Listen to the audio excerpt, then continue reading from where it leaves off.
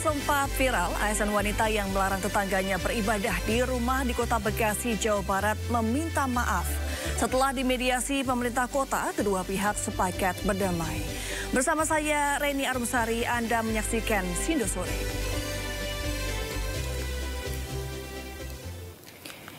Ya, pemirsa, hari ini Pengadilan Negeri Cirebon, Jawa Barat kembali menggelar agenda sidang peninjauan kembali 6 terpidana kasus Vina. Sidang diadakan dengan agenda pemeriksaan hasil ekstraksi telepon seluler Widi dan Mega, kedua teman Vina. Sidang dilanjutkan dengan pemeriksaan setempat di mana tim pengacara dan jaksa tinjau langsung tempat kejadian perkara.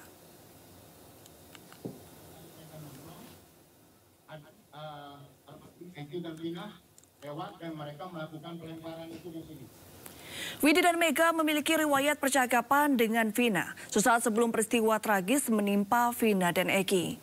Sehingga sidang menghadirkan ahli digital forensik yang mengurai ekstraksi percakapan dalam ponsel milik dua rekan Vina, Widi dan Mega.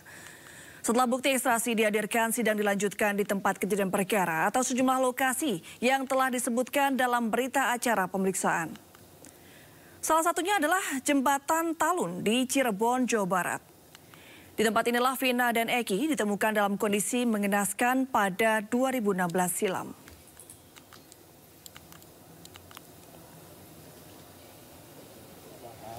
Keputusan hakim. Kenyataannya, faktanya semua dakwaan itu sebenarnya tidak ada. Yang ada adalah jadi kami hanya menanggapi aja terkait lokasi. Ya, pemirsa, hari ini sidang peninjauan kembali 6 terpidana kasus Vina kembali digelar dengan agenda pemeriksaan hasil ekstraksi ponsel dua rekan Vina, Widi dan Mega. Sidang dilanjutkan dengan pemeriksaan setempat di mana tim pengacara dan jaksa tinjau langsung tempat kejadian perkara. Sebelumnya serangkaian sidang PK para terpidana kasus ini sudah bergulir sejak 4 September lalu di Pengadilan Negeri Cirebon, Jawa Barat.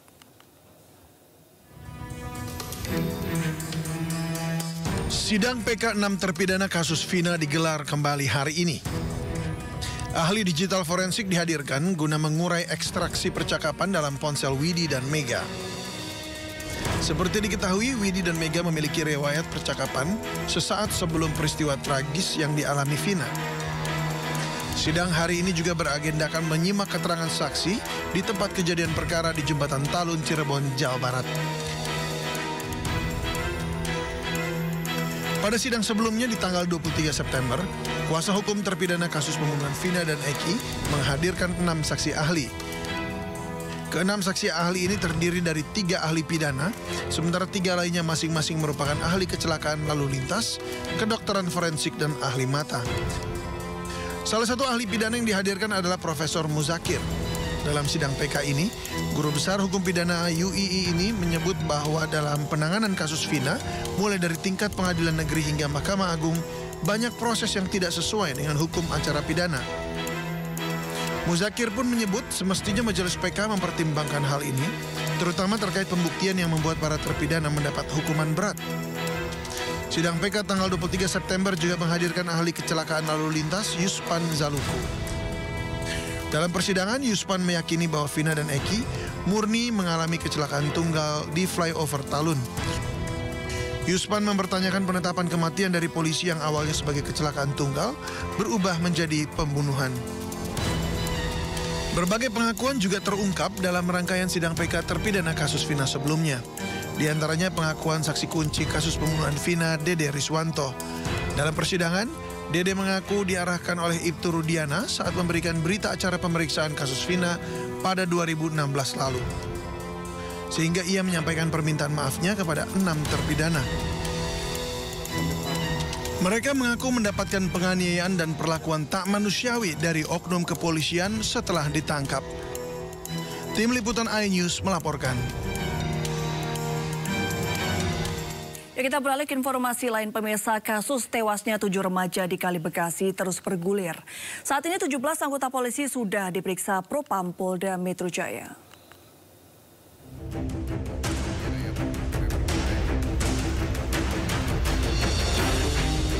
Anggota polisi yang menjalani pemeriksaan di Propam Polda Metro Jaya terkait tewasnya 7 remaja di aliran Kali Bekasi bertambah menjadi 17 orang.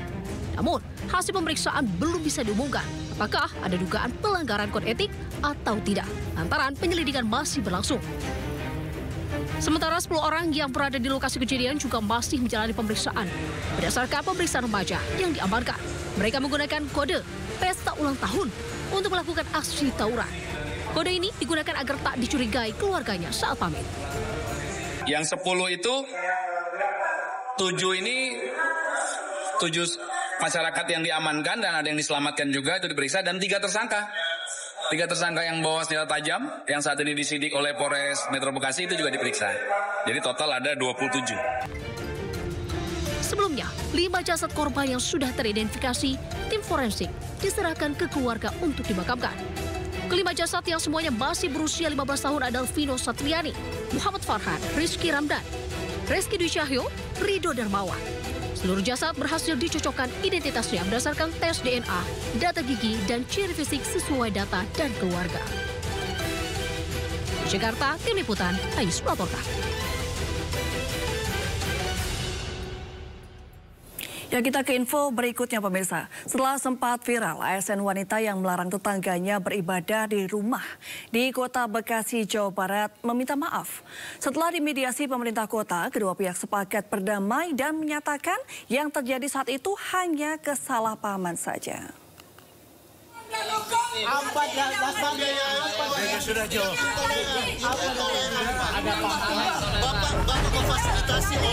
Video ini sempat viral lantaran wanita yang merupakan aparatur sipil negara ini merasa terganggu dengan kegiatan ibadah yang digelar tetangga rumahnya di kawasan Kayuringin, Kota Bekasi, Jawa Barat. Setelah ramai dan menjadi sorotan karena dinilai intoleransi, pemerintah Kota Bekasi memediasi kedua belah pihak yang sepakat untuk berdamai. Pejabat Wali Kota Bekasi memastikan kejadian tersebut bukan intoleransi, namun hanya kesalahpahaman. Pemkot Bekasi juga akan memindahkan para jemaat ke tempat ibadah di GKOI daerah Kayuringin.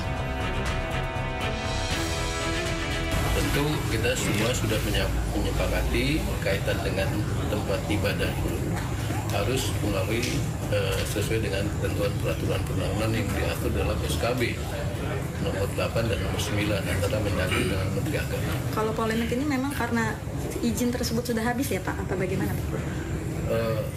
Bukan seperti itu, ya. Jadi yang penting di sini ada islah, ya.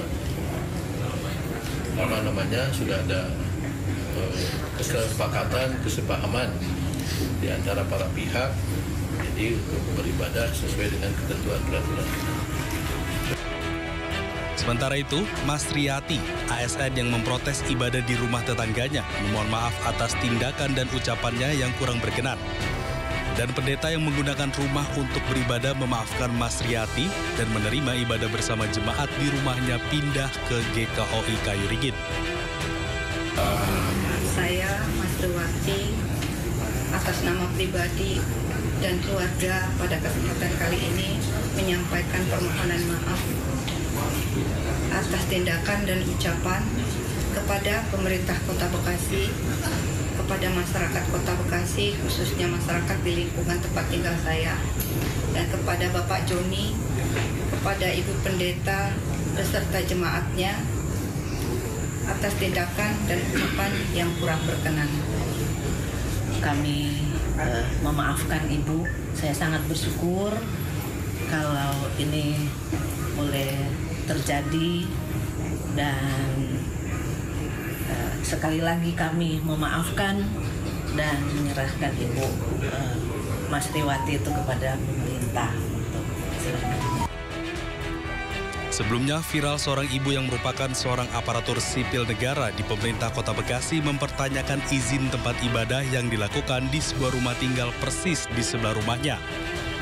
Sementara pihak lainnya menilai tindakan tersebut intoleransi. Dari Bekasi, Jawa Barat, Rahmat Hidayat, iNews melaporkan. Ya, setelah ramai dan menjadi sorotan karena dinilai intoleransi, pemerintah Kota Bekasi memediasi ASN wanita yang melarang tetangganya beribadah. Penjabat Wali Kota Bekasi menggelar mediasi dan menyebut telah terjadi kesalahpahaman. Oknum ASN tersebut pun langsung meminta maaf. Nah, bagaimana mencegah kejadian tersebut agar tidak terulang? Dan untuk membahas ini, pemirsa, sudah bersama kami Mas Anjas Pramono, Ketua DPP Partai Perindo Bidang Inklusif dan Keberagaman. Selamat sore, Mas Anjas. Selamat sore, Kak. Ya, Mas Anjas. Nah, kedua pihak antara oknum ASN dan warga yang dilarang beribadah sudah berdamai. Namun seperti kita ketahui, pelajaran apa yang bisa dipetik dari kejadian ini? Oke, sebenarnya kami dari DPP Partai Perindo, di sini saya mewakili Ketua Umum kami, Mbak Angela Tanusudibyo, itu sangat menyayangkan ya dengan apa yang telah terjadi tepatnya di Bekasi ya, yang dimana berdasarkan peraturan, kalau tidak salah kita bicara soal by regulation, di mana pasal 28E dan 29 Undang-Undang Dasar 1945, pelaksanaan ibadah di rumah pribadi itu tidak memerlukan izin selama tidak melanggar ketertiban umum. Nah, ini yang menjadi permasalahan. Ketika tafsiran ini tidak dimaknai oleh masyarakat. Sedangkan ketika kita bicara soal regulasi di masyarakat dan program yang dilakukan oleh pemerintah, terutama Kementerian Agama, ini justru banyak sekali program-program Kementerian Agama yang berkaitan soal moderasi beragama, sosialisasi, dan yang lain sebagainya. Ternyata masih belum efektif. Karena acara-acara itu hanya bersifat seremonial. Dan ini yang itu kita kecam dari DPP Partai Perindo ya, bagaimana upaya dari Kementerian Agama ini juga bisa bermanfaat juga untuk masyarakat, terkait juga edukasi, literasi dan sebagainya kayak gitu. Kembali lagi ketika kita bicara soal izin sementara pemanfaatan gedung non rumah ibadah, itu juga perlu diperagami bahwa ada peraturan yang telah dibentuk oleh pemerintah Republik Indonesia berkaitan yaitu bersama Menteri Agama dan Menteri Dalam Negeri nomor 9 tahun nomor 9 dan 8 tahun 2006, di mana memperbolehkan untuk pembuatan rumah ibadah selagi tidak mengganggu ketertiban umum. Nah, ini yang menjadi permasalahan adalah bagaimana how to make our society itu teredukasi dengan baik oleh pemerintah, seperti itu. Meskipun sudah ada peraturan seperti itu, tapi kan nyatanya ASN ini keberatan karena penyelenggara disebut tidak memiliki izin. Nah, bagaimana Anda melihat ini? Benar, sebenarnya memang ketika berdasarkan regulasi pada pasal 28E dan pasal 29 Undang-Undang Dasar 1945 bahwa pelaksanaan ibadah di rumah pribadi itu tidak memerlukan izin. Memang tidak perlu izin ketika berada di rumah pribadi. Nah, ini yang ditafsirkan bahwa memang ini ketika ini sebagai seorang rumah masyarakat dan di situ ada pelaksanaan ibadah, itu sebenarnya tidak masalah karena selagi memang itu diketahui oleh RT dan sebagainya. Dan sedangkan realita yang di lapangan oleh teman-teman yang ada di Bekasi itu mereka sudah diketahui oleh RT kayak gitu ya. Nah, dan dalam catatan penting di sini adalah itu tidak mengganggu ketertiban umum. Ini yang perlu kita garis bawahi kayak gitu. Yang memerlukan izin adalah pembangunan rumah ibadah permanen. Sedangkan ketika ada sekumpul atau sekelompok orang beribadah di rumah pribadi seseorang, itu maka boleh untuk dilaksanakan sebagai sesuai dengan peribadatannya tanpa memerlukan izin dari pemerintah seperti itu. Jadi sebenarnya boleh saja ya beribadah di rumah, tapi kenyataannya Pemkot Bekasi ini memindahkan para jemaat ke tempat ibadah di GKOI daerah Kayuringin. Nah, bukan di rumah. Tanggapan Anda bagaimana, Mas Anjas? Bicara soal itu, tentu intinya adalah bagaimana ketika masyarakat yang sedang ada di daerah tersebut, tentunya ya, bicara soal toleransi itu masih sangat minim sekali ya. Kita sangat menyayangkan hal itu terjadi kayak gitu ya. Dan kemudian yang kedua, berkaitan soal edukasi masyarakat ini juga masih belum sepenuhnya clear terjadi. Delivering antara Kementerian Agama ke masyarakat di daerah tersebut tentunya masih menjadi faktor minim ya, berkaitan soal toleransi, kebebasan beragama dan sebagainya.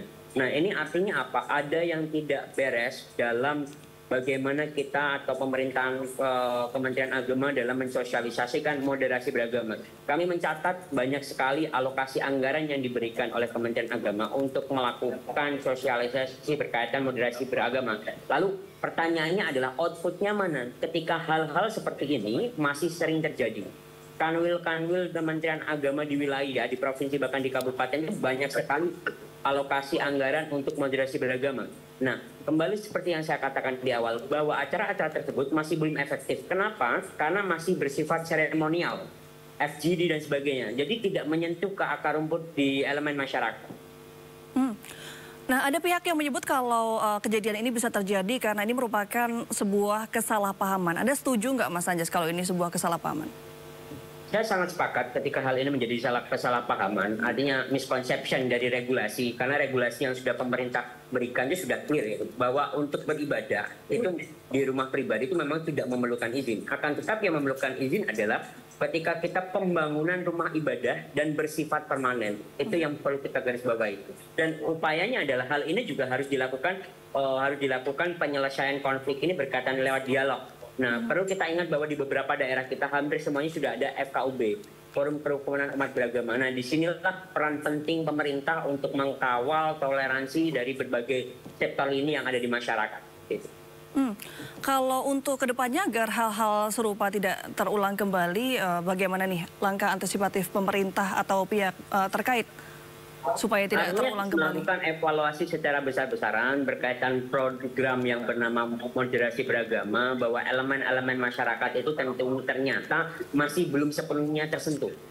Bagaimana PR-nya adalah sekarang program moderasi beragama ini juga dikemas dan juga diberikan kepada elemen-elemen masyarakat yang ada di akar rumput. Nah, tentu tidak hanya milik sekelompok ormas atau tidak hanya dimiliki oleh sekelompok golongan saja, tapi juga untuk masyarakat di tingkat RT, RW, bahkan di pedesaan gitu. Itu saya pikir itu menjadi lebih efektif dibandingkan moderasi beragama, tapi dikemas dengan bekerja sama dengan organisasi masyarakat atau ormas tertentu dan sebagainya kayak gitu. Nah, ini yang tentu kita perlu evaluasi bersama oleh Kementerian Agama untuk periode ke depan. Ya. Terima kasih Mas Anjas atas waktunya. Selamat sore dan selamat beraktivitas kembali, Mas Anjas. Terima kasih, selamat sore. Pemberhentian anggota DPR terpilih dari PDIP, Tia Rahmania, pasca mengkritik Wakil Ketua KPK Nurul Gufron, viral di media sosial. Namun PDIP menegaskan keputusan pemberhentian Tia tidak ada hubungannya sama sekali dengan kritikan yang dilayangkan ke Nurul Gufron. Pak Nurul Gufron yang terhormat, daripada Bapak bicara yang teori seperti ini, kita semua tahu Pak, negara ini berada dalam kondisi tidak baik-baik saja. Mending Bapak bicara kasus Bapak. Bagaimana Bapak bisa lolos Dewan Etik, kemudian dipetun sukses. Bagaimana kasus Bapak memberikan rekomen pada ASN. Bisa cari tolong dihargai forum ini, Bu. Yang memberikan nilai-nilai baik. Terima kasih. Wassalamualaikum warahmatullahi wabarakatuh. Saya izin keluar. Itulah momen viral saat Tia Rahmania mengkritik Wakil Ketua KPK Nurul Gufron dalam agenda pemantapan nilai-nilai kebangsaan di Lembaga Ketahanan Nasional. Pasca video viral tersebut, PDIP memecat anggota DPR terpilih Tia Rahmania dari keanggotaan partai digantikan Boni Triana. Namun ditegaskan bahwa pemberhentian tidak ada hubungannya dengan mengkritik Wakil Ketua KPK Nurul Gufron tersebut. Pergantian ini telah diputuskan Mahkamah Partai terkait perselisihan perhitungan suara di Dapil Banten 1. Ya memang di internal partai kita mempunyai Mahkamah Partai yang bisa memutuskan secara internal terkait apakah salah satu caleg dari internal bisa kemudian dilantik atau tidak dilantik. Tapi bagaimana detailnya silakan tanyakan kepada DPP Partai. Bu, kami dapat informasi ya, misalnya karena dua caleg itu diduga menggelembungkan suara di Dapil Banten dan Jawa Tengah, itu benar nggak Bu? Silakan tanya ke DPP Partai. Ya? Ada anggap mungkin tadi yang tadi ya, kita ada anggapan juga kalau gara-garanya gitu soal mengkritik KPK Nurul Gufron ini nggak ya Bu? Nggak ada hubungannya, jadi nggak ada hubungannya. Ini jangan kemudian ada salah pengertian. Ini ada sepertinya ada perbedaan atau ada ketidaksukaan antara partai politik dengan KPK, tidak ada hubungannya. Berarti memang proses internalnya juga sudah berjalan sebelumnya juga ya? Silakan tanya ke DPP Partai. Sementara itu, Boni Triana melalui akun X-nya menjelaskan telah mengetahui keputusan partai pada 11 September 2024. Atau 2 minggu sebelum video Tia Rahmania mengkritik Wakil Ketua KPK Nurul Gufron. PDIP diketahui memecat anggota DPR terpilih Tia Rahmania dari keanggotaan partai berdasarkan surat keputusan Ketua KPU Muhammad Afifuddin. Tia Rahmania digantikan Boni Triana yang berasal dari daerah yang sama. Ya, pemirsa, pasca PDIP memecat anggota DPR terpilih Tia Rahmania dari keanggotaan partai melalui kuasa hukumnya. Juprianto Purba merespon pemecatan kliennya dan mengatakan bahwa keputusan Mahkamah Partai tidak sesuai fakta dan sebuah fitnah. Ya, melalui pernyataan tertulis, pihak Tia menepis keputusan Mahkamah Partai PDI Perjuangan yang menyatakan Tia telah melanggar etik dan disiplin karena dugaan penggelembungan suara. Menurut kuasa hukumnya Juprianto Purba, sesuai dengan keputusan Bawaslu daerah bahwa pelanggaran administratif ada pada pihak penyelenggara, bukan pada Tia. Ia mendapatkan bahwa tindakan Mahkamah Partai PDIP adalah fitnah dan kejahatan pada kehormatan seseorang. Atas hal itu, Tia akan melapor ke Baris Krim Polri.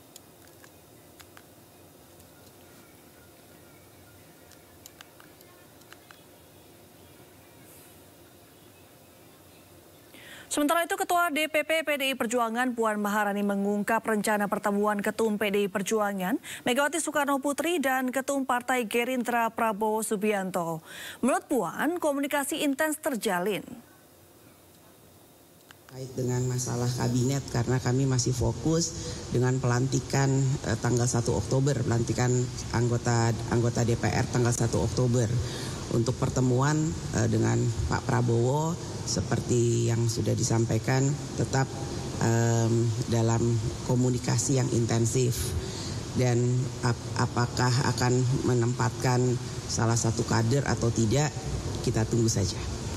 Tempat nggak menjadi kendala, tempat pasti asik-asik aja, dan Bu Mega dan Pak Prabowo sama-sama menghargai atau tidak ada keberatan nantinya tempatnya di mana. Presiden terpilih Prabowo Subianto segera bertemu dengan Ketua Umum PDI Perjuangan Megawati Soekarno Putri. Ya, meski tidak diungkapkan kapan waktu pertemuannya, namun bisa dipastikan Prabowo Mega akan bertemu di tempat yang asik dengan santapan yang sudah ditentukan.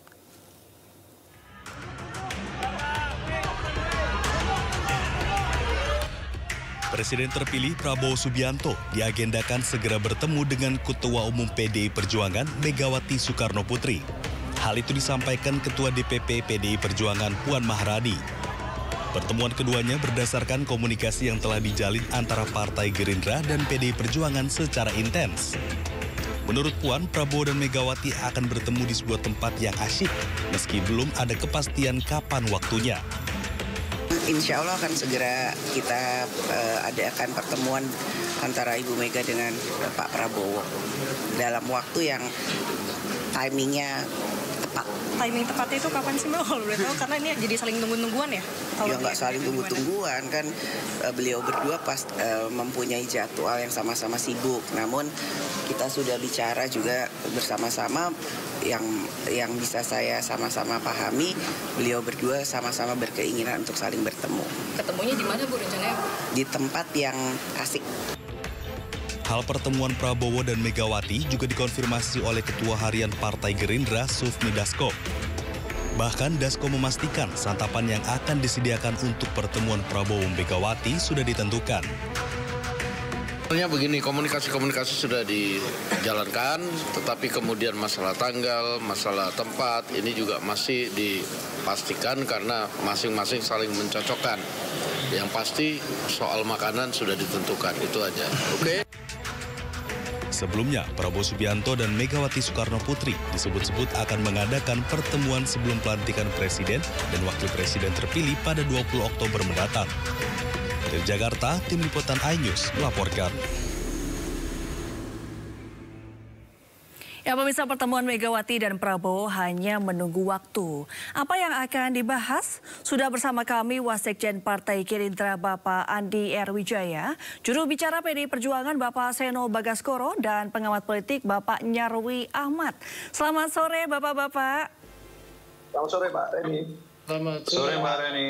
Ya, saya sore Mbak Seno, Bang Nyarwi. Ya. Selamat sore semuanya. Saya mau tanya ke Pak Andi dulu nih. Kira-kira Pak Andi udah ada bocoran belum kapan nih pertemuannya akan berlangsung? Apakah sebelum pelantikan atau setelah pelantikan, Bapak? Yang beredar sih sebelum pelantikan, Mbak. Sebelum tadi pelantikan? Pak Dasko sudah, ya. Tadi Pak Dasko sudah mengatakan beberapa tim sudah diutus untuk melakukan komunikasi, ya, menentukan tempat dan waktu. Nah, tadinya mau di Tengku Umar, apa di Kertanegara, tapi sepertinya tidak di dua tempat itu dan akan di tempat yang lebih netral gitu. Apa harapan dari pertemuan dua tokoh bangsa ini, Pak?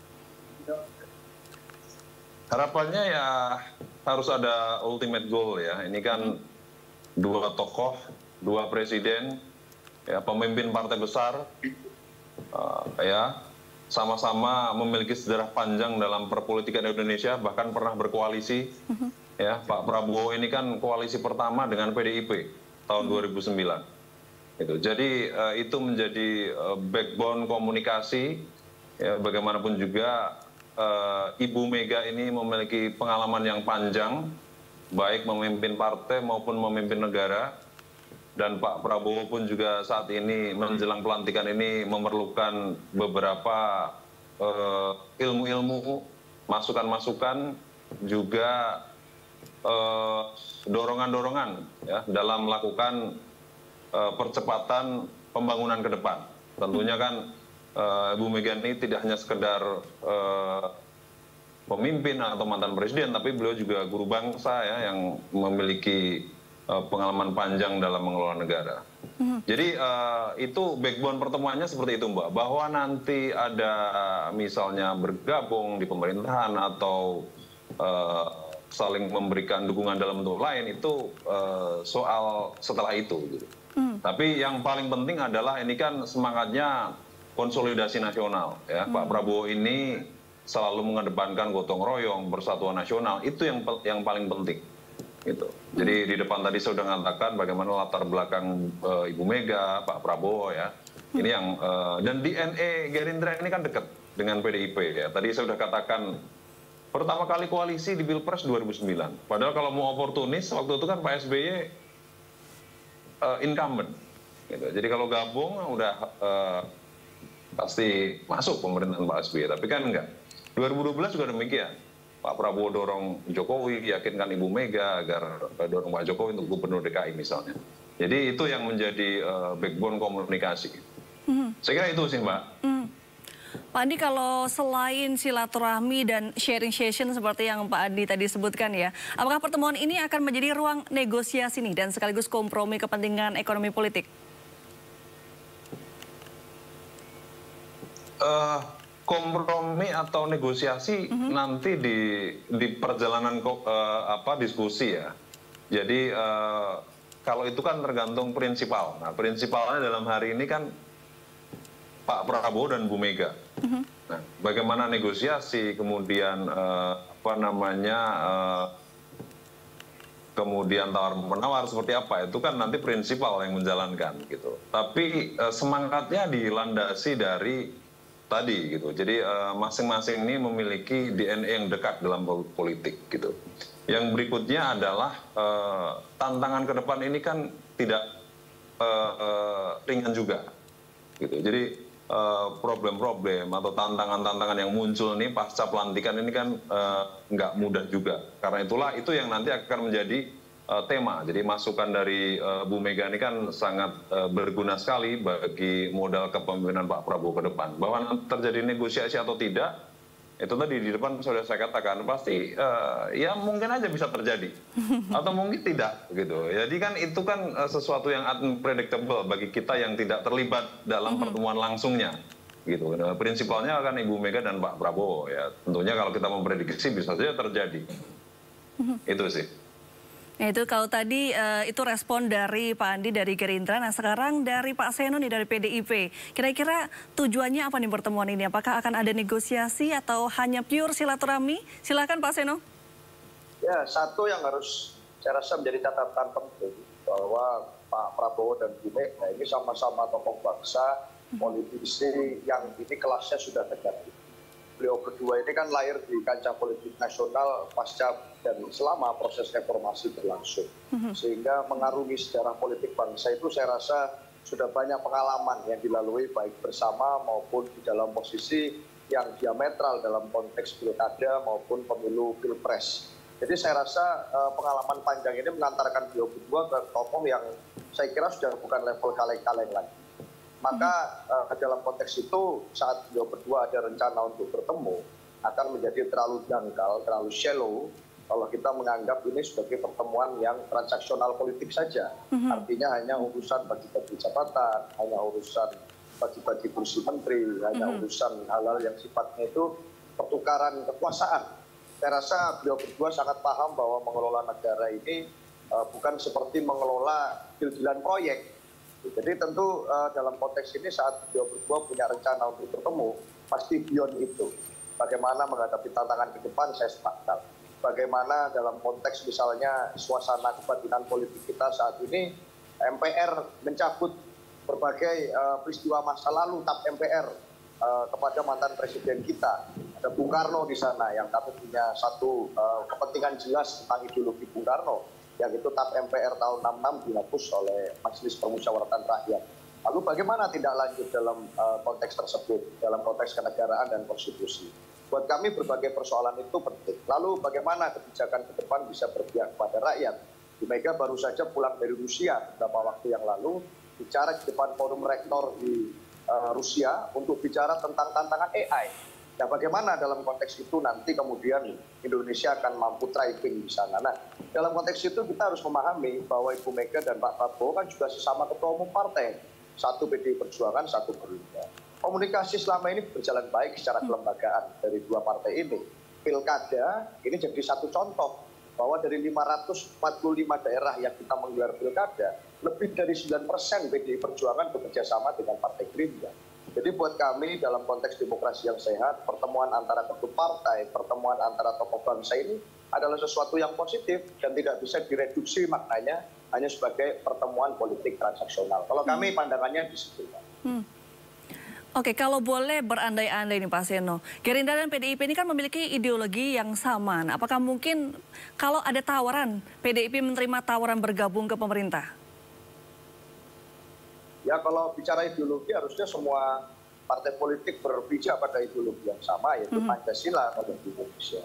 Tapi kan memang metode juangnya yang berbeda-beda, pandangan politik dan sumbernya yang berbeda. Nah, kita memang menyadari bahwa dalam konteks itu sebenarnya hubungan baik harus dijalin kepada semua pihak. Bahwa hubungan baik itu tidak harus otomatis berkorelasi dengan urusan bagi kekuasaan. Itu adalah sesuatu yang baik dan diharapkan oleh publik. Artinya kita punya sebagai partai politik, kita pernah punya pengalaman kedua-duanya. Baik di dalam pemerintahan, mengelola pemerintahan, memiliki kader yang ditugaskan menjadi presiden, termasuk berada di luar pemerintahan. Dan kami pada saat di luar pemerintahan di era Pak SBY misalnya, juga tidak serta-merta, kami ini langsung semua kebijakan kita sikat, kita lawan. Kebijakan-kebijakan yang pro rakyat, kita anggap berpihak pada publik. Juga bersama-sama kita bela, kita dukung. Demikian pula pada saat kita berada di dalam pemerintahan. Kalau ada kebijakan-kebijakan yang sekiranya tidak berpihak pada rakyat, ya pasti kita teriak. Masalah ekspor beras misalnya, yang itu terjadi di era Pak Jokowi. Lalu kemarin ini ada lagi ekspor pasir laut. Itu hampir semua fraksi itu di DPR juga berteriak, termasuk PDI Perjuangan yang ikut serta dari awal berteriak soal itu di fraksi. Jadi buat kami berada di dalam atau di luar, garis politik PDI Perjuangan tetap yaitu keberpihakan kepada masyarakat yang memberikan amanat pada kami. Pertemuan-pertemuan itu buat kami, apalagi kalau kelasnya Pak Prabowo, Bu Megawati, ini harusnya beyond persoalan yang sifatnya politik pragmatis. Itu Mbak, terima kasih. Terima kasih Pak Seno. Kalau begitu saya mau lanjut ke Pak Nyarwi nih. Apakah pertemuan Mega Prabowo ini bisa mencairkan suasana politik usai Pilpres nih? Bagaimana menurut pandangan Pak Nyarwi sebagai pengamat politik?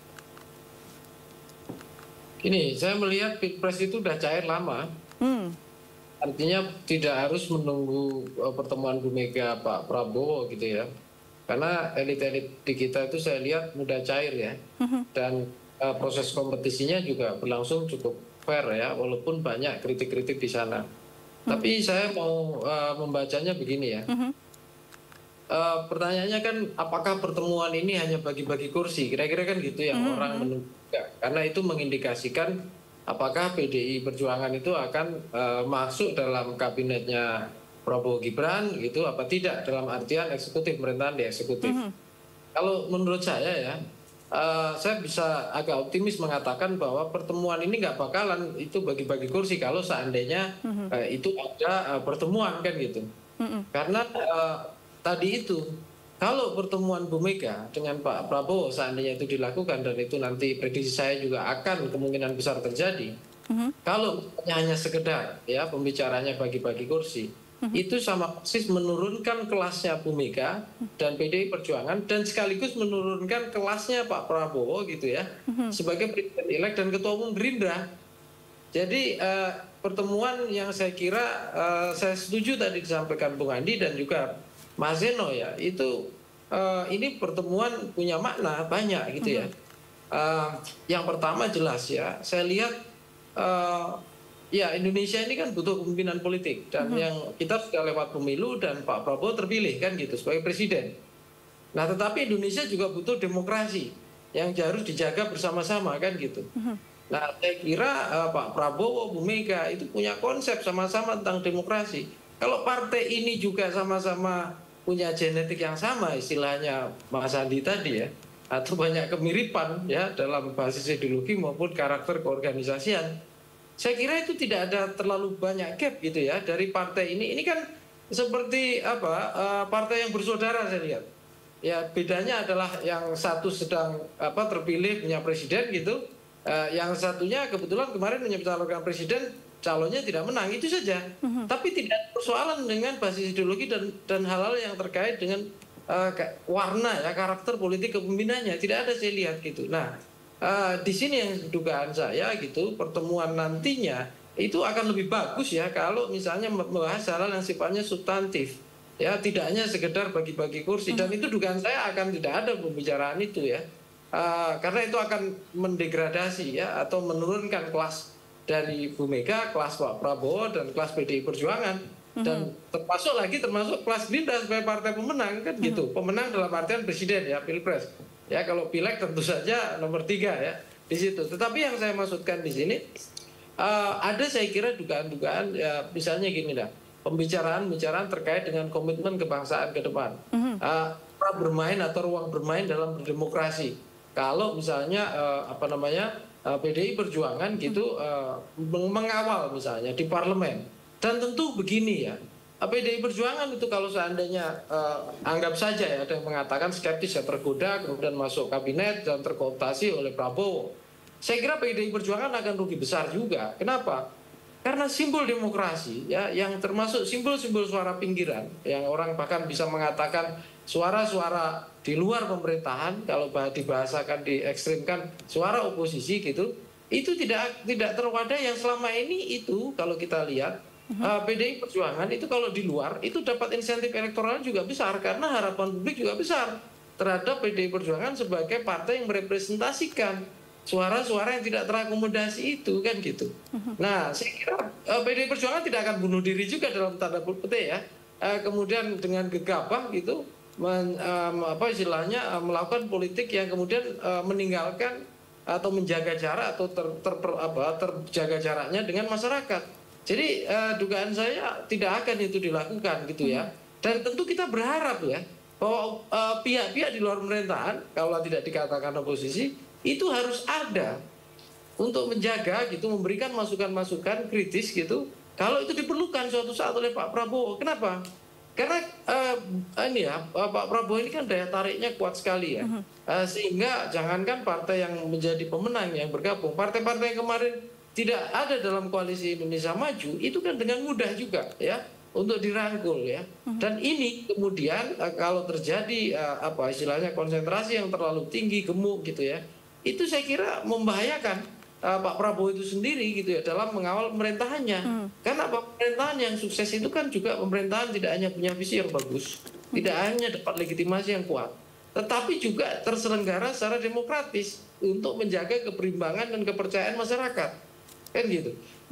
Ini sangat diperlukan gitu loh. Jadi PDI Perjuangan itu bisa menjadi partai yang di luar pemerintahan Pak Prabowo, tapi sekaligus bisa menjadi penyelamat dalam penyeimbangan demokrasi di Indonesia.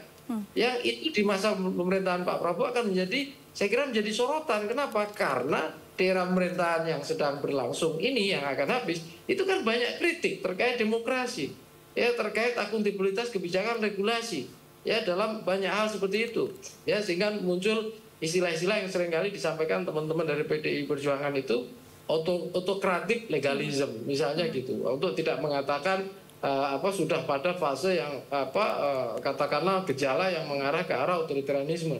Tapi intinya masyarakat itu kan butuh pemerintahan kuat. Makanya saya tidak heran kalau Pak Prabowo menyerukan elit harus bersatu, harus membangun kepercayaan diri, harus fokus pada pengembangan bangsa ini ke depan. Itu ya, itu betul. Dan itu harus kita dukung. Tetapi juga ya dalam pemerintahan yang kuat gitu ya, kepemimpinan yang kuat tanpa dilandasi fondasi dengan demokrasi yang baik, itu juga membahayakan dan bisa merugikan. Jadi butuh keseimbangan gitu loh, antara satu sisi strong state, strong government gitu ya, negara yang kuat, pemerintahan yang kuat gitu, tetapi demokrasinya juga harus dijaga gitu kan gitu. Dan PDI Perjuangan itu dibutuhkan sebagai partner kan gitu oleh pemerintahan Pak Prabowo ke depannya, kira-kira begitu. Ya, harapannya kan tidak ada diskusi atau negosiasi soal tawaran join koalisi atau enggak. Tapi kalau misalnya memang terjadi tawaran itu dan ternyata PDIP menyatakan untuk join koalisi, menurut Pak Nyarwi kira-kira bagaimana tanggapannya? Sampai saat ini untuk prediksi saya itu prosentasenya ini susah ya, nggak bisa diukur pakai survei ya. Jadi susah ngitung margin errornya juga ini, Mas Eno, Mas Andi. Karena ini perilaku elit ya, bukan perilaku pemilih. Tapi kira-kira kalau dalam prediksi saya peluangnya itu masih sangat kecil, di bawah 30%.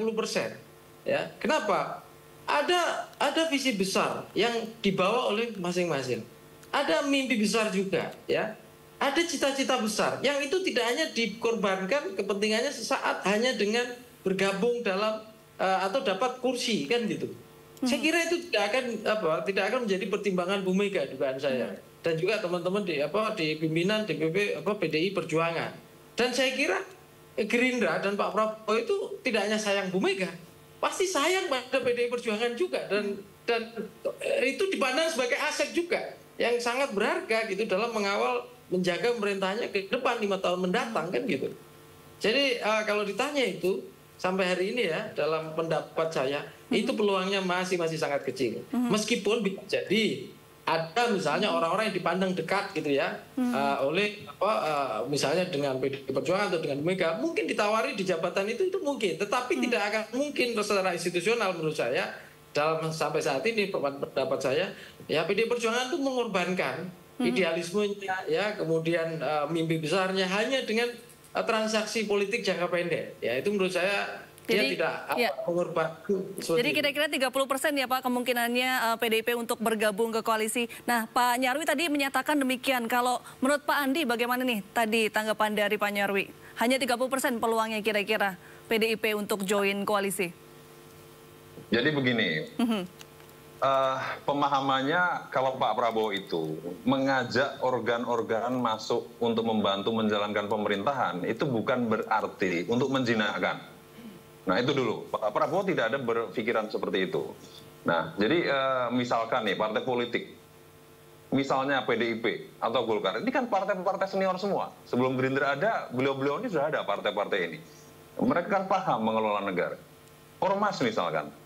Itu juga sebelum Indonesia ada, mereka udah ada, NU, Muhammadiyah itu udah ada. Jadi sebenarnya itu bukan berarti membungkam civil society, juga enggak gitu. Tapi mereka punya putra-putra terbaik, putra-putri terbaik yang bisa berkontribusi untuk membantu menjalankan pemerintahan yang baik. Jadi pemahaman itu dari Pak Prabowo yang dibawa gitu. Nggak ada untuk menjinakkan, itu nggak ada. Nih ya, Pak Prabowo kemarin waktu diklat kader internal, jadi DPR RI terpilih dari Gerindra itu dikumpul di Hambalang. Pak Prabowo ada kalimat yang bagus. Kalau saya bagus, dukung saya. Tapi kalau saya salah, silahkan tinggalkan saya. Itu jadi artinya parlemen tetap berfungsi. Ya, apalagi sistem kita ini, sistem pemerintahannya presidensil. Ya kalau presidensil ini kan nggak kayak parlementer, Mbak. Nah kalau parlementer ini kan beberapa, misalkan di situ komposisi partai apa, pemenangnya siapa, mempengaruhi komposisi di eksekutif. Kita ini kan enggak. Misalnya presiden suka-suka dia mengangkat siapapun, dia latar belakangnya politik atau profesional, nggak ada urusan. Mau mecat menteri besok, lusa diangkat lagi, nggak ada masalah gitu. Jadi ini yang sebenarnya sistem pemerintahan ini perlu dijalankan secara benar. Jadi kalau sekarang ini justru dengan jatah-jatahan itu keliru, gitu. Ada jatah ini, partai ini, dan sekian, itu sebenarnya keliru. Yang benar adalah siapapun orangnya, apapun latar belakang politiknya, nggak ngaruh. Misalnya nih, saya kasih contoh, Prof. Yusril Iza Mahendra. Dia gara-gara partai politik, orang PBB, terus dicap, wah nggak bisa masuk, karena dia udah orang parpol. Jangan, padahal secara kompetensi bagus, dia ahli tata negara. Misalnya nih, masa gara-gara dia latar belakang parpol, terus dapat jatah wamen saja, ini kan sayang. Ini saya ngasih contoh ya. Jadi sebenarnya pemahaman Pak Prabowo ini adalah bagaimana kontribusi putra-putra terbaik bangsa ini masuk ke pemerintahan, apapun latar belakang politiknya, termasuk dari partai besar atau partai kecil, berlawanan atau enggak. Nah, Pak Prabowo sendiri sering mengatakan, jadi satu kawan itu, satu musuh terlalu banyak, 1000 kawan kurang gitu. Artinya gotong royong membangun bangsa ini harus bareng-bareng nih gitu. Meskipun lu lawan gue kemarin gitu, tapi kan bisa aja kita ajak bareng. Ya ada pelajaran waktu di US misalnya, bagaimana calon presiden, saya nggak lupa itu ya. Jadi lawannya yang waktu itu diajak masuk, ya kaget sendiri lawannya misalnya. Jadi itu yang pernah Pak Prabowo praktekkan waktu 2019 kemarin, diajak Pak Prabowo masuk pemerintahan. Ya udah, memang kita sama-sama benci, tapi kan kita sama-sama mencintai Indonesia. Apa salahnya kalau kita bangun bareng-bareng gitu? Itu bukan berarti nanti parlemennya harus bungkam. Silakan. Kalau memang ini kebijakan ini, polisi ini ada masalah, silakan kasih kritik. Silakan mungkin fungsi-fungsi di parlemen dijalankan, interpelasi dijalankan, angket dijalankan. Jadi kan itu kan gentle gitu. Kalau saya benar ya dukung, kalau memang ada yang salah ya kritisi. Itu sebenarnya yang Pak Prabowo inginkan gitu. Jadi kan bukan berarti untuk membungkam, untuk ini nggak ada gitu. Kalau pemahaman Pak Prabowo seperti itu, Mbak. Oke, itu tanggapan dari Pak Andi. Kalau dari Pak Seno, dari PDIP gimana nih Pak? Tadi soal statement kalau kemungkinannya kecil nih PDIP masuk ke koalisi. Ya, saya juga nggak ngerti harus menanggapi bagaimana, kan juga tawaran itu belum ada. Artinya kan kalau disampaikan Pak Nyarwi tadi itu kan 30% itu artinya kan kemungkinan bahwa akan terjadi dialog tersebut. Bahkan tadi Pak Nyarwi lebih beyond lagi, melampaui itu, membuat analisis bahwa jangan-jangan sama sekali tidak akan ada perbincangan tentang itu pada saat Pak Prabowo dan Bu Mega bertemu, tetapi lebih kepada membahas persoalan-persoalan bangsa yang lebih urgent untuk diselesaikan. Dalam hal ini saya sepakat dengan Pak Nyarwi bahwa konteks pertemuan beliau berdua memang ranahnya, makomnya di sana, derajatnya di sana. Kalau bicara sebagai sesama pemimpin bangsa, bukan soal pimpinan. Jadi buat kami berharap yang terbaik apapun itu, pemerintahan ke depan yang dibangun harus dibangun dengan profesional. Saya sepakat bahwa tidak berarti kemudian kalau politisi punya KTA parpol itu lantas kemudian otomatis tidak profesional. Di pemerintahan pada saat PDI Perjuangan dapat memenangkan Pilpres, kita sudah mencoba mendorong pola-pola itu. Ada figur-figur yang ber-KTA partai tetapi bekerja dengan profesional yang kita ajukan pada Presiden. Contohnya Pak Basuki Hadi Mulyono, Menteri PUPR ini yang ber-KTA PDI Perjuangan tetapi kemudian juga bekerja profesional. Ada Bu Tri Risma hari ini sebagai Mensos yang awalnya wali kota, juga dikenal sangat profesional dalam menjalankan fungsi birokrasi. Nah, dalam konteks itu saya rasa best practice itu bisa dilaksanakan, bisa diperbaiki, direplikasi dengan menggunakan metode kepemimpinan pemerintahan yang profesional dan akuntabel. Apapun itu, tapi kan saya tetap tidak bisa menanggapi apakah akan bagaimana respon kami. Orang yang pertama saja tanggapannya belum ada, masa kami ke daerah dulu. Saya rasa itu nanti kita akan ikuti bersama-sama. Itu Mbak Reni, terima kasih. Baik, terima kasih Pak Seno, Pak Andi dan juga Pak Nyarwi. Selamat sore dan selamat beraktivitas kembali. Selamat sore. Bye. Selamat sore. Terima kasih. Selamat sore. Pak Nyarwi, Pak Andi.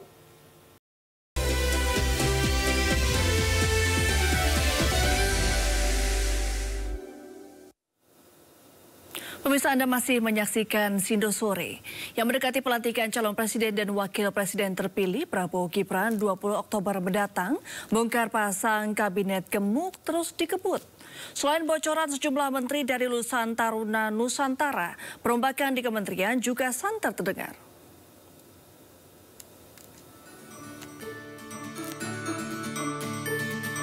Jelang dilantiknya calon presiden dan wakil presiden terpilih Prabowo Gibran, santer terdengar bongkar pasang kabinet gemuk yang akan dijalankan pemerintahan baru. Beredar bocoran, sejumlah nama yang akan dipilih menjadi menteri di kabinet Prabowo alias Kabinet Zaken. Di antaranya 4 jabatan menteri yang bakal disanding sosok lulusan SMA Taruna Nusantara, Magelang. Sudaryono merupakan wakil Menteri Pertanian yang saat ini sedang menjabat. Simon Aloysius, Menteri dikenal sebagai Komisaris Utama Pertamina. Oki Muraza merupakan peneliti di bidang teknik kimia. Rahmat Kaimudin dikenal sebagai Direktur PT Bukalapak. Presiden Jokowi pun merespon wacana jumlah kabinet gemuk yang akan membentuk 44 kementerian. Ditanyakan presiden terpilih, kok ditanyakan kepada saya. Pak, 44 kementerian, Pak. Ditanyakan ke presiden terpilih, itu hak prerogatif kewenangan di presiden terpilih. Ya, karena sudah diberi mandat, diberi amanah oleh rakyat. Prabowo pun juga berencana merubah nama kementerian dan memecah sejumlah kementerian untuk mengisi kursi kabinetnya.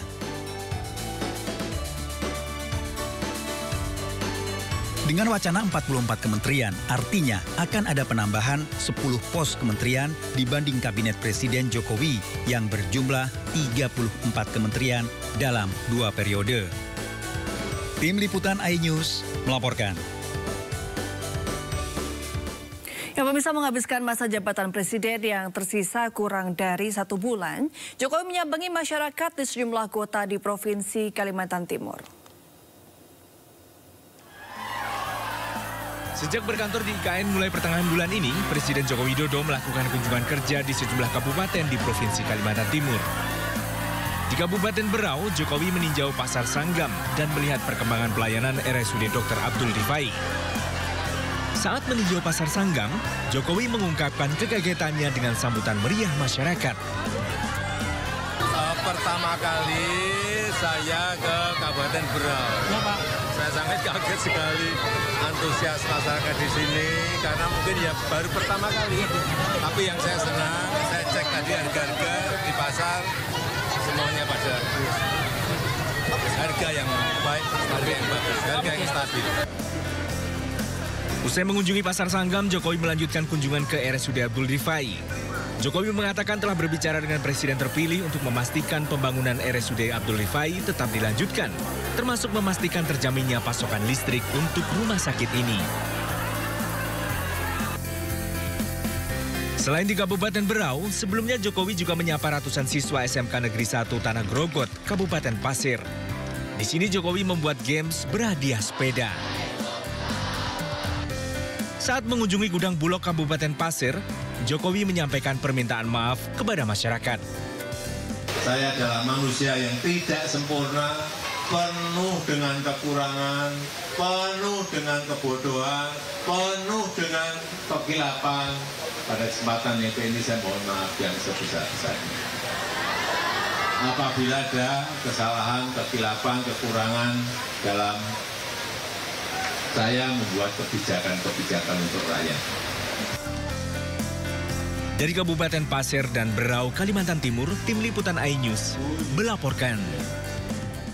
Kita beralih ke informasi lain, pemirsa. Mantan Gubernur Maluku Utara Abdul Ghani Kasuba divonis 8 tahun penjara pada kasus korupsi dan gratifikasi. Istilah blok Medan yang ditujukan kepada Bobi Nasution sempat muncul selama proses persidangan.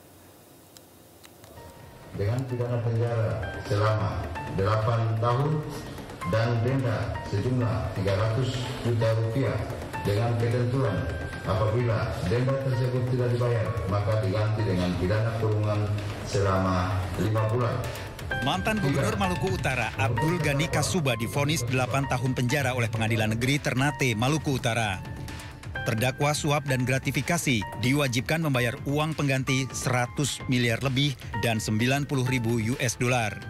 Vonis ini 1 tahun lebih ringan dari tuntutan JPU KPK 9 tahun penjara. Selama proses persidangan, nama Bobi Nasution sempat disebut dengan istilah Blok Medan. Namun, menantu Joko Widodo tersebut enggan mengomentarinya. Hakim juga memvonis Ramadan Ibrahim, ajudan Abdul Ghani Kasuba, dengan divonis 4 tahun 6 bulan. Dari Ternate, Maluku Utara, Ismail Sangaji melaporkan.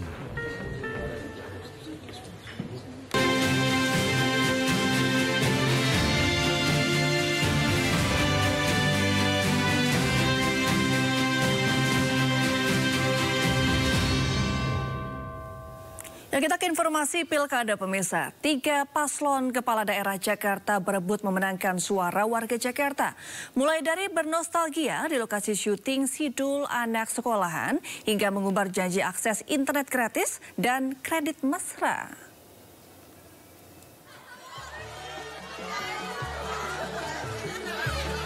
Gaya santui, calon wakil gubernur nomor urut 3, Rano Karno, mencuri perhatian emak-emak di Lenteng Agung Jagakarsa, Jakarta Selatan. Mendatangi undangan kawan lama sekaligus politikus senior PDIP, Sutrisno, jadi strategi Bang Dul di hari kedua kampanyenya. Tak hanya itu, kawasan Lenteng Agung yang menjadi lokasi syuting acara beken televisi Sidul Anak Sekolahan yang pernah dilakoninya membuat Rano Karno merasa dekat dengan masyarakat setempat. Yang pasti ini yang saya menjadi semakin semangat, partisipasi masyarakat semakin tinggi. Itu yang luar biasa. Ya mungkin dilihat dari yang diundang, yang datang ini luar biasa. Gitu. Lain cara dengan calon gubernur Jakarta nomor urut 1 Ridwan Kamil yang memilih hadir berdialog bersama para pejabat Pemda DKI. RK kembali mengumbar janji kampanye, salah satunya membuat kredit mesra untuk membantu permodalan golongan ekonomi rendah. Kredit mesra itu sudah saya jalankan. Itu kalau dulu di Jawa Barat oleh Bank BJB, nanti oleh Bank DKI. Siapa yang disasar, golongan yang nggak bisa pinjam ke bank. Ya, makanya disebut kreditnya kelompok. Karena dia tidak punya agunan. Kalau pakai bank konvensional kan minta agunan. Ini kan enggak. Tak hanya itu, sederet janji perbaikan untuk Jakarta juga akan dijalankan.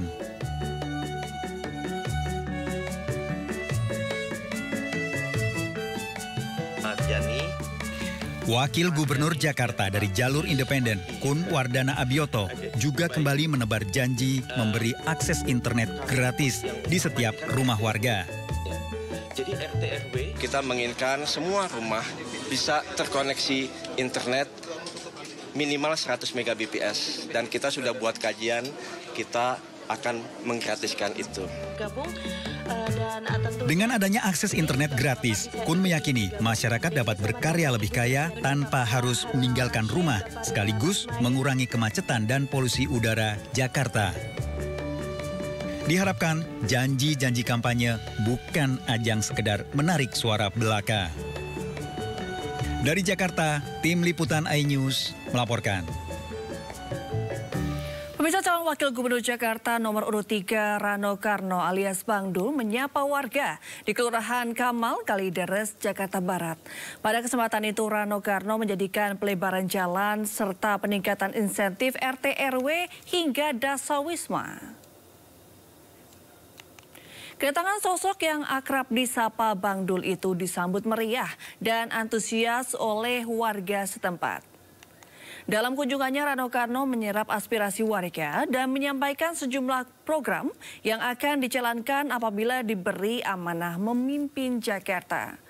Salah satunya adalah kemacetan yang kerap terjadi di kawasan ini. Rano Karno menyampaikan akan mengajukan program pelebaran jalan untuk mengurai kemacetan.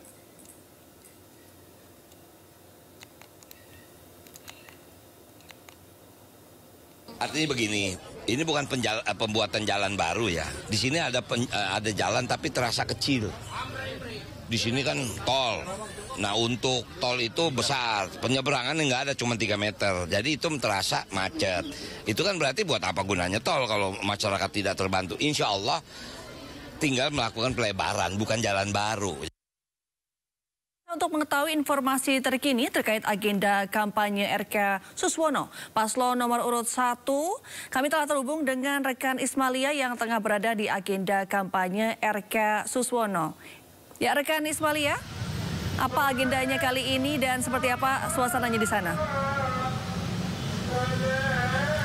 Ya, selamat sore Reni dan juga pemirsa. Memang benar di hari ketiga kampanye pemilihan kepala daerah di DKI Jakarta ini calon wakil gubernur nomor urut 1 Suswono yang berpasangan dengan Ridwan Kamil baru saja melakukan belusukan di Pasar Serdang, Kecamatan Kemayoran, Jakarta Pusat. Yang dimana Reni dan juga pemirsa tadi Suswono berjalan mengelilingi pasar, Suswono berkomunikasi dengan para pedagang-pedagang yang di Pasar Serdang dan juga menyerap aspirasi-aspirasi atau keluhan-keluhan para pedagang yang berada di Pasar Serdang.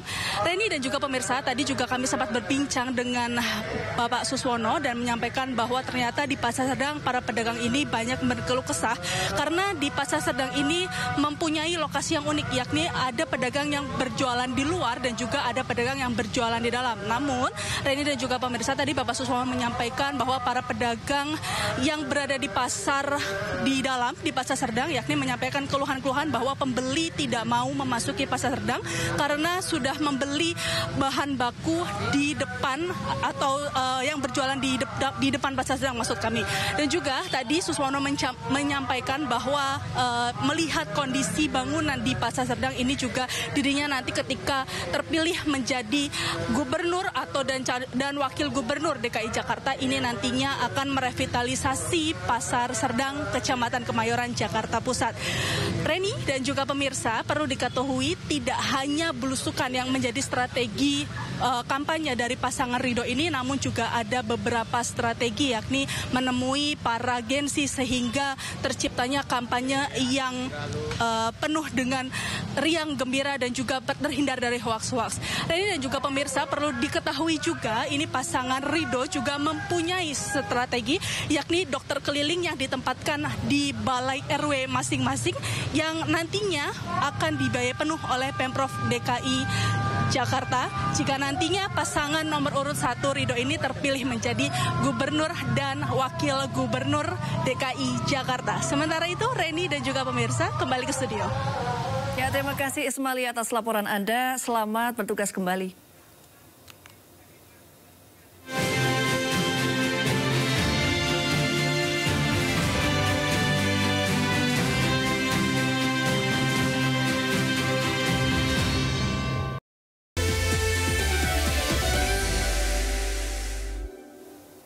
Pemirsa, PT Liga Indonesia Baru buka suara terkait kericuan supporter pada laga Persib versus Persija di Bandung.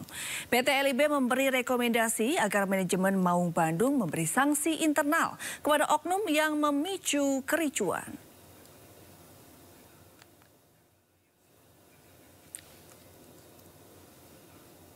PT LIB memanggil pihak Persib untuk mengkomunikasikan soal kericuhan supporter dalam laga Persib melawan Persija. Dalam pertemuan tersebut, Direktur PT LIB, Ferry Paulus, menyatakan pemberian sanksi dan tindakan kriminal merupakan wewenang PSSI dan polisi dalam kasus tersebut. PT LIB lantas memberikan rekomendasi agar manajemen Persib memberi sanksi internal kepada sejumlah oknum yang memicu kericuan. LIB menilai kericuhan di Bandung adalah buntut amarah supporter kepada Persib pada peristiwa sebelumnya, yakni pertandingan Persib versus Sport FC. PT LIB juga akan memberikan masukan ke Komisi Disiplin PSSI terkait insiden kerusuhan supporter usai laga Liga 1 melawan Persija Jakarta pada 23 September lalu.